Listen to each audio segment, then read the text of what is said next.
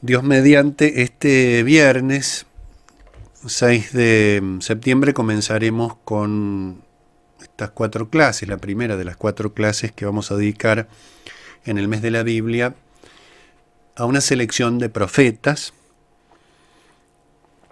para comprender a partir del contexto en el cual vivieron y la misión que el Señor les encomendó, también la actualidad que tiene. Quería hoy simplemente leerles una breve introducción de un autor, de un exégeta bíblico que es Alonso Jekyll, sobre el profeta Amós para situarlo en el contexto. Algo de esto volveremos a ver en el curso de la clase, probablemente en la lectura de la profecía. Dice Jekyll que al llegar el siglo VIII a.C., la profecía israelita cuenta ya con una larga historia y nombres famosos. Algunos de estos los hemos escuchado, los hemos leído. Samuel, Agías, Natán, Eliseo, Elías, entre los más importantes. Sin embargo, a mediados de este siglo se produce un fenómeno totalmente nuevo y de gran trascendencia. Aparecen profetas que nos legan su mensaje por escrito. Los profetas que nombré recién no dejaron una obra escrita. Los encontramos en los libros históricos, en la Sagrada Escritura. Pero a partir de allí, a partir de Amós precisamente, la profecía comienza a ponerse por escrito. Es el primero de ellos, iniciando esa extensa lista que conocemos, que aparecen en la Sagrada Escritura: Oseas, Isaías, Jeremías, etc. Podríamos atribuirlo, este motivo de por qué se pone por escrito, a una difusión mayor del lenguaje escrito, pero numerosos comentaristas, sostiene Jekyll, piensa que la causa es más profunda. Es que el mensaje de Amós y de sus sucesores, de los demás profetas, se conservó por escrito por la honda impresión que causó en los oyentes. Escuchaban algo totalmente nuevo, algo inaudito, diverso de lo anterior, y no podía ser olvidado, debía conservarse por escrito. Esta novedad consistiría en el rechazo al reformismo para dar paso a una ruptura total con el sistema vigente. ¿Qué significa esto? Según el autor, los profetas anteriores a Amós eran reformistas. Conscientes de los fallos de sus contemporáneos, pensaban que tales errores podían solucionarse dentro de las estructuras en vigor. A partir de Amós no ocurre esto. Dice Jekyll, todo el sistema está podrido, Israel es un muro abombado, que está por caerse, deformado, incapaz de mantenerse en pie. Israel es un cesto de higos maduros para su fin. Ya vamos a leer ese pasaje en la profecía de Amós. Un árbol que hay que talar hasta que solo quede un tocón insignificante. También retoma esta idea Isaías. Solo cabe una solución, la catástrofe absoluta, de la que emerja con el correr del tiempo la semilla santa. Este corte radical con el reformismo de los profetas precedentes habría motivado que el mensaje de Amós y de sus continuadores fuese conservado por escrito. La idea, dice Jekyll, es interesante, fundamentalmente válida, no es la única, y por eso va a presentar la situación, el contexto, que siempre es interesante comprender, y especialmente en el caso de los profetas. Por supuesto que esto no lo señala aquí Jekyll, pero tener siempre en cuenta que el motivo por el cual se pone por escrito la profecía es, en el fondo, la voluntad de Dios, que es el autor principal de la Sagrada Escritura, el que inspira al profeta,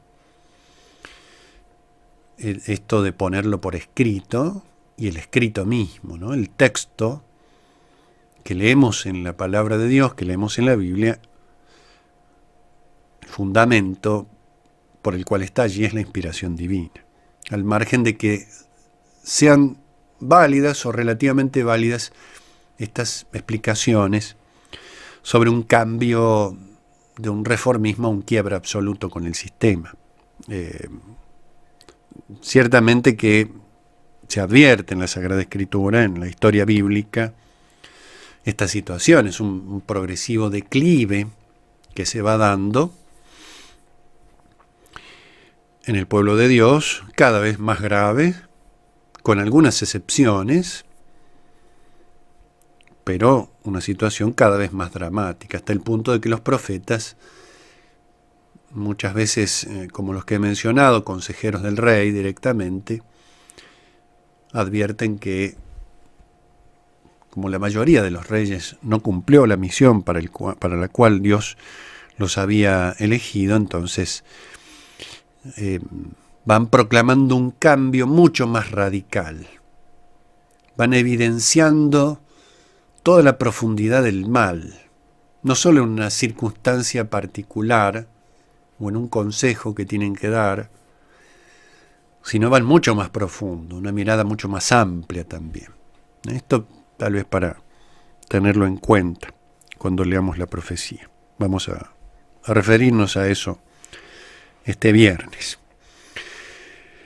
Continúa Jekyll describiendo, la introducción es bastante amplia, voy a leer simplemente una página. Continúa describiendo la época, la situación social, religiosa, política. Recordemos el reino del norte, Israel, independizado de Judá, separado de Judá después de la muerte de Salomón, año 931, atravesó este reino del norte una situación muy difícil en los últimos años del siglo IX. Los sirios, mandados por Hazael, conquistaron Transjordania, la llanura de Esdrelón, la zona costera y quizá hasta Galilea. Al rey Joacás solo le quedaron 50 jinetes, 10 carros de combate. Ahab, nos indica acá el autor, había tenido 2.000 y 10.000 soldados de infantería. Un ejército muy reducido. A comienzos del siglo VIII, con Joás, cambian las cosas.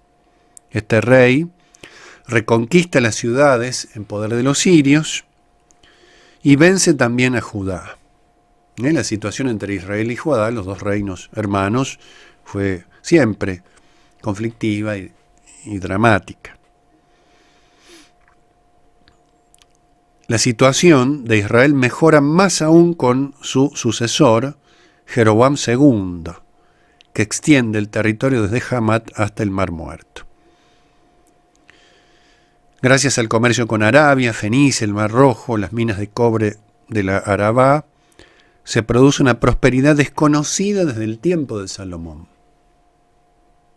La población alcanza su mayor densidad en este siglo. Estamos en el siglo VIII antes de Cristo, en el Reino del Norte. Los edificios son espléndidos y lujosos, los recursos económicos y agrícolas aumentan, florecen la industria textil y la del tinte. En suma, el reino de Israel se encontraba mejor que nunca en este sentido.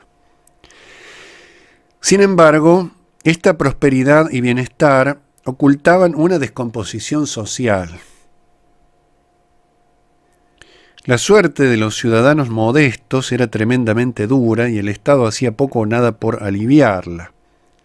Se daban grandes injusticias y un contraste brutal entre ricos y pobres. El pequeño agricultor se hallaba a menudo merced de los prestamistas y de graves calamidades, las sequías, las plagas, los fallos de la cosecha, que los exponían a la hipoteca, al embargo y a tener que servir como esclavos. Este sistema duro en sí mismo empeoraba por la ambición de los ricos y comerciantes que aprovechaban las fianzas dadas a los pobres para aumentar sus riquezas y sus dominios. Es decir, una época donde reinaba la codicia. Por eso el problema no era fundamentalmente social, económico o político, que también se advierte, obviamente, ese problema. El problema fundamentalmente era religioso. Era la codicia. Era cambiar el amor a Dios por el amor al mundo. Falsificaban los pesos y medidas, recurrían a trampas legales, sobornaban a los jueces, todo con una apariencia de legalidad, una apariencia de religiosidad. Y como estos no se distinguían, los jueces, por su amor a la justicia, la situación de los pobres resultó cada vez más dura. Acá la pobreza no es solo la carencia de bienes, ese es un aspecto de la pobreza bíblica, sino que el auténtico pobre bíblico es alguien que ciertamente carece de bienes, pero su tesoro es Dios. Esto es lo importante también de remarcar. Su tesoro es Dios. Por eso la distinción ricos-pobres en la Escritura no responde a los cánones a los que tal vez estamos habituados. Se puede tener una gran riqueza y ser pobre, una gran pobreza y ser rico, porque el gran tema se decide en la relación con Dios. ¿Dónde está tu tesoro? Es la pregunta. Pero ciertamente que se daban también en razón de esta situación de corrupción religiosa, esta situación de codicia desenfrenada, obviamente que se traducía en situaciones sociales totalmente injustas. Continúa Jekyll diciendo que esta descomposición social iba unida a la corrupción religiosa. Sería mejor decir tal vez que tenía por causa la corrupción religiosa, que era un círculo vicioso. Esa corrupción religiosa llevaba a una situación social injusta, a la codicia, y esa codicia endurecía el corazón de los hombres y los llevaba a corromper todavía más la religión. Aunque los grandes santuarios estaban en plena actividad, recordemos, el santuario, el templo estaba en Jerusalén, en el reino de Judá, no en Israel, en el reino del norte. Había santuarios diversos, repletos de adoradores, magníficamente provistos. Pero a pesar de eso, la religión no se conservaba en su pureza. Muchos santuarios eran abiertamente paganos, fomentando los cultos de fertilidad y la prostitución sagrada. Los reyes favorecían, en vez de atacar, de perseguir la idolatría, la favorecían, la procuraban, no la combatían. Otros santuarios, aunque se presentasen como santuarios yavistas, no paganos, no idolátricos, aunque tenían la apariencia de el verdadero culto a Dios, cumplían una función totalmente negativa: apaciguar a la divinidad, supuestamente, con ritos y sacrificios que garantizaban la tranquilidad de conciencia y el bienestar del país, en la perversión del culto, la peor de todas. Todo esto es bueno tenerlo en cuenta cuando leamos la profecía de Amós, porque va a denunciar esta situación. No es la de Amós una denuncia exclusivamente sociológica, o no es sociológica directamente, sino que es una denuncia del pecado, que es lo que hacían los profetas, la raíz del mal, advirtiendo las consecuencias, indudablemente. A esto iba unido un enfoque totalmente erróneo de la religión israelita. Los beneficios de Dios en el pasado, la elección, la liberación de Egipto, la alianza en el Sinaí, no fomentaban la generosidad, sino la seguridad y el complejo de superioridad. Era una inversión de la alianza. No el hombre al servicio de Dios, sino Dios al servicio del hombre. Dios al servicio de la codicia del hombre. Una tremenda inversión. La alianza con Dios se convirtió en letra muerta, recordada durante las celebraciones litúrgicas, pero sin el más mínimo influjo en la vida diaria. A pesar de todo, el pueblo esperaba lo que técnicamente se conoce como el día del Señor, el día de Yahvé, que era una intervención maravillosa de Dios en favor de Israel para colmarlo de beneficios y situarlo a la cabeza de las naciones. El día de Yahvé lo anunciaban los profetas, pero era otra cosa. Era la liberación del pecado, la derrota del pecado y el triunfo del Mesías, que liberaría definitivamente a su pueblo de ese problema. Bueno, invertían también este concepto tan importante en los profetas.